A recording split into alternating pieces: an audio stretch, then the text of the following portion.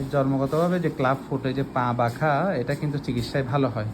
প্রথমে আমরা হচ্ছে 5টা 6টা 7টা প্লাস্টার দেওয়া লাগে, প্রতি সপ্তাহে একটা করে প্লাস্টার। এরপরে মোটামুটি একটু ঠিক হয়ে, আপনি একটু ব্রিফ করেন ভাই। হ্যাঁ, আমি একটু ব্রিফ করতেছি। সেটা হচ্ছে হ্যাঁ, হ্যাঁ। তাকে আমরা 6টা প্লাস্টার দেব। প্রথমে আমাদের উদ্দেশ্য হবে টেলার হেড কভারেজটা যদি আমরা করতে পারি। এখানে টেলারের পুরো হেডটা দেখা যাচ্ছে, এটাকে আমরা একটু প্রেস দিয়ে একটু ডিরোটেশন করে যাতে ল্যাটারাল বর্ডারটা আর টেলার হেড কভারটা ক্লিয়ার হয় আর মিডিয়াল ক্রিজটা যাতে ক্লিয়ার হয়।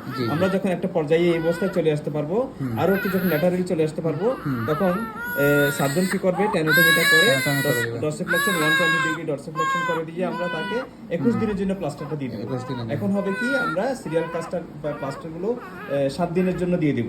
5টা 6টা যে কয়টা লাগে হ্যাঁ, অনেক সময় প্লাস্টার নষ্ট হয়ে যায়, প্রস্তাব করে নষ্ট হয়ে যায়।